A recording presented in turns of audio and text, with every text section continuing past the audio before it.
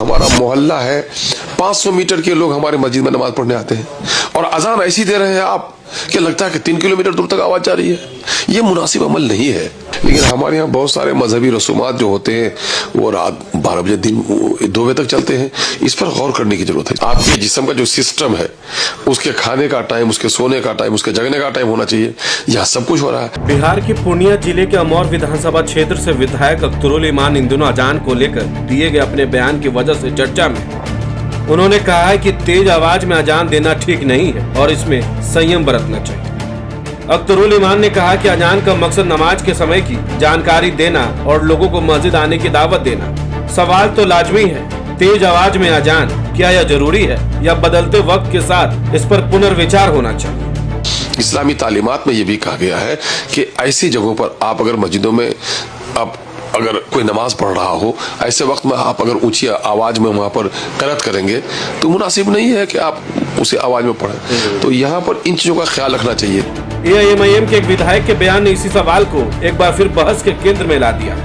बयान में ईमान, progressive thinking और समाज की संवेदनशीलता की बात कही गई है, लेकिन अब यही बयान सियासी और सामाजिक बहस की वजह बन गया। दरअसल बिहार के अमौर से ऑल इंडिया मजलिस इत्तेहादुल मुस्लिमीन के विधायक अख्तरुल ईमान ने अजान को लेकर मुसलमानों को हिदायत दी। उन्होंने कहा है कि हमारे मोहल्ले में 500 मीटर के रहने वाले मस्जिद में नमाज पढ़ने के लिए आते हैं, लेकिन अजान ऐसी दे रहे हैं जिससे लगता है कि 3 किलोमीटर दूर तक आवाज जा रही है।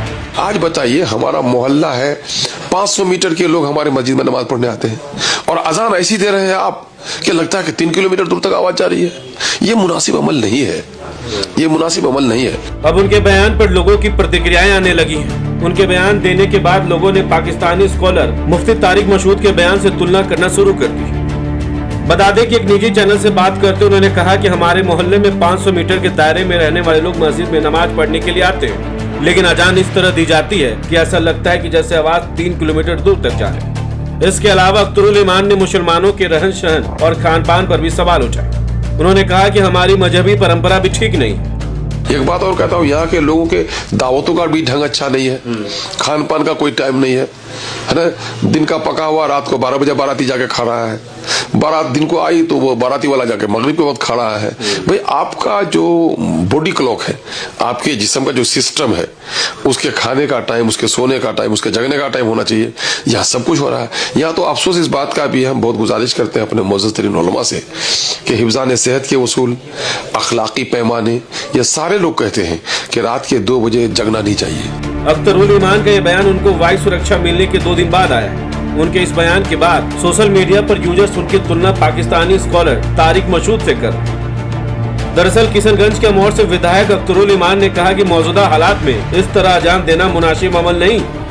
आजकल अजान देने के कई तरीके अपनाए जा रहे हैं, जबकि अजान का असली मकसद नमाज के वक्त का ऐलान, मस्जिद की तरफ बुलावा और अल्लाह की ओर आने का पैगाम देना। आजकल तो बहुत सारा सिस्टम हो गया है। अजान नमाज के वक्त का एक ऐलान है, मस्जिद की तरफ आने की दावत है ना, फलाह की तरफ आने का एक पैगाम है। लेकिन भाई, आप मुल्की हालात को देखेंगे, समाजी हालात को देखेंगे, इस्लामी तालीमात को आप देखेंगे। इस्लामी तालीमात में ये भी कहा गया है कि ऐसी जगहों पर आप अगर मस्जिदों में अगर कोई नमाज पढ़ रहा हो, ऐसे वक्त में आप अगर ऊंची आवाज में वहां पर क़रात करेंगे तो मुनासिब नहीं है कि आप उसे आवाज में पढ़ें। उन्होंने कहा कि अगर मुल्क के हालात, सामाजिक परिस्थितियों और इस्लामी तालीमात को देखा जाए तो इस तरह ऊंची आवाज में अजान देना उचित नहीं ठहराया जा सकता। अख्तरुल ईमान यही नहीं रुके। उन्होंने इस्लामी खान पान और मजहबी परंपरा पर भी सवाल उठाए। AIMIM के विधायक ने कहा, यहाँ के लोगों की दावतों का भी ढंग अच्छा नहीं है। खाने पीने की कोई टाइमिंग नहीं है। दिन का बना हुआ खाना बाराती वाले रात के 12 बजे जाकर खा रहे।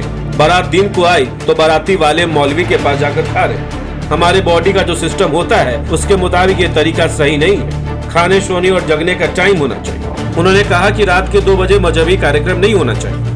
आप खुदा को रात के 2 बजे याद करें, इसमें कोई दिक्कत नहीं है, लेकिन जहां रात के 2 बजे औरतें इकट्ठे होते हैं, लोग इकट्ठे होते हैं, वहां इस तरह की मजलिस वाली कार्यक्रम पर रोक लगनी चाहिए। जो सिस्टम है, उसके खाने का टाइम, उसके सोने का टाइम, उसके जगने का टाइम होना चाहिए। यहाँ सब कुछ हो रहा है। यहाँ तो अफसोस इस बात का भी हम बहुत गुजारिश करते हैं अपने मुअज़्ज़ज़ तरीन उलमा से कि हिफ्ज़ान सेहत के उसूल, अखलाकी पैमाने, ये सारे लोग कहते हैं कि रात के 2 बजे जगना नहीं चाहिए। है ना, जो लगे तो तहज्जुद के लिए जगह, अपने खुदा को याद करने के लिए जगह, लेकिन भीड़ भाड़, औरत मर्द की भीड़ भाड़ नहीं होनी चाहिए। लेकिन हमारे यहाँ बहुत सारे मजहबी रसूमात जो होते हैं वो रात 12 बजे, दिन 2 बजे तक चलते हैं।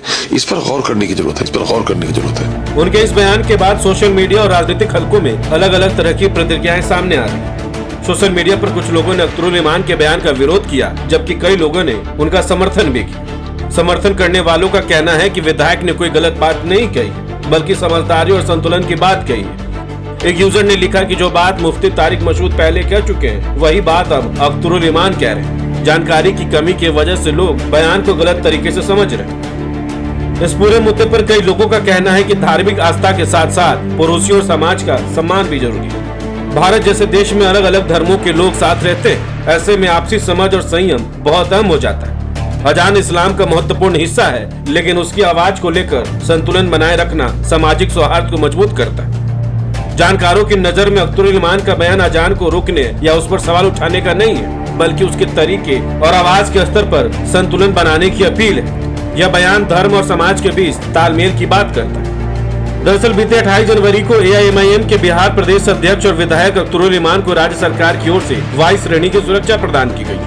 गृह विभाग के निर्देश पर यह सुरक्षा तत्काल प्रभाव से लागू कर दी गई। सरकार के इस फैसले के बाद अख्तरुल ईमान की सुरक्षा व्यवस्था पहले की तुलना में और कड़ी हो गई। सूत्रों के मुताबिक अख्तरुल ईमान की राजनीतिक सक्रियता को ध्यान में रखते हुए सुरक्षा का स्तर बढ़ाने का निर्णय लिया गया। वायु श्रेणी की सुरक्षा के तहत अब उनके साथ 24 घंटे सशस्त्र सुरक्षा कर्मी तैनात रहेंगे। दरअसल यह बयान ऐसे समय आया है जब पूरे देश में लाउड स्पीकर पर अजान को लेकर बहस चल रही है। अख्तरुल ईमान के इस बयान को मुस्लिम समुदाय में एक संतुलित और जिम्मेदाराना रुख के तौर पर देखा जा रहा है। वहीं कई मुसलमान समुदाय के लोग इसका विरोध भी कर रहे हैं। हालांकि इस मुद्दे पर चर्चा जारी है। फिलहाल अख्तरुल ईमान के अजान पर दिए गए बयान को लेकर कई मुसलमानों का कहना है कि वो इस तरह का बात इसलिए कर रहे हैं क्योंकि हाल ही में उनको बीजेपी के तरफ से वायु श्रेणी का सुरक्षा मिला, इसलिए वो बीजेपी की भाषा बोल रहे हैं। अब सवाल यही है कि क्या इस बयान को सुधारवादी सोच के तौर पर देखा जाए या फिर अख्तरुल ईमान के इस बयान के पीछे कोई राजनीतिक रहस्य है। आपको क्या लगता है? अपनी राय हमें कमेंट्स में जरूर बताएं। बहुत बहुत शुक्रिया।